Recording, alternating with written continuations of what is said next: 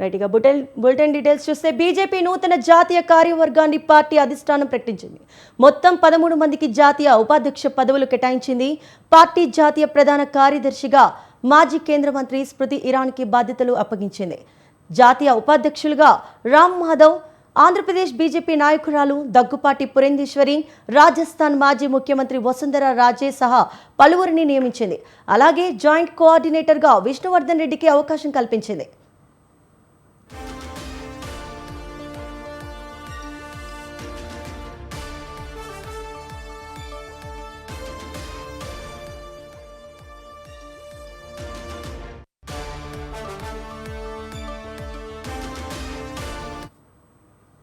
కేంద్ర విద్యాలయ ఇన్ఛార్జిగా తరుణ్ చుగ్ను నియమించగా ఓబీసీ మోర్చా కొత్త అధ్యక్షుడిగా అమర్పాల్ మౌర్యను నియమించింది. మరోవైపు బిఎల్ సంతోష్ జాతీయ జనరల్ సెక్రటరీగా కొనసాగనున్నారు.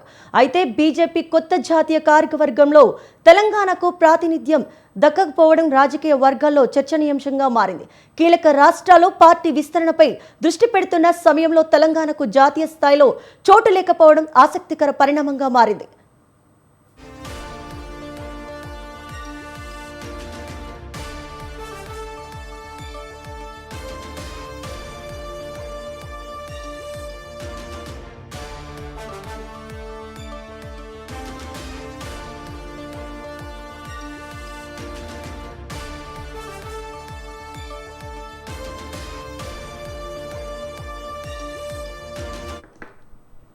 బీజేపీ నూతన జాతీయ కార్యవర్గాన్ని పార్టీ అధిష్టానం ప్రకటించింది.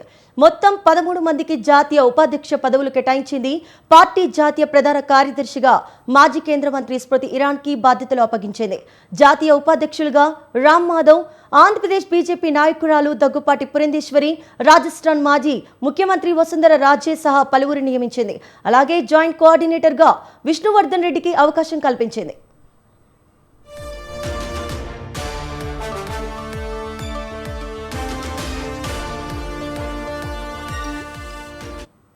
కేంద్ర విద్యాలయ ఇన్ఛార్జిగా తరుణ్ చుగ్ను నియమించగా ఓబీసీ మోర్చా కొత్త అధ్యక్షుడిగా అమర్పాల్ మౌర్యను నియమించింది.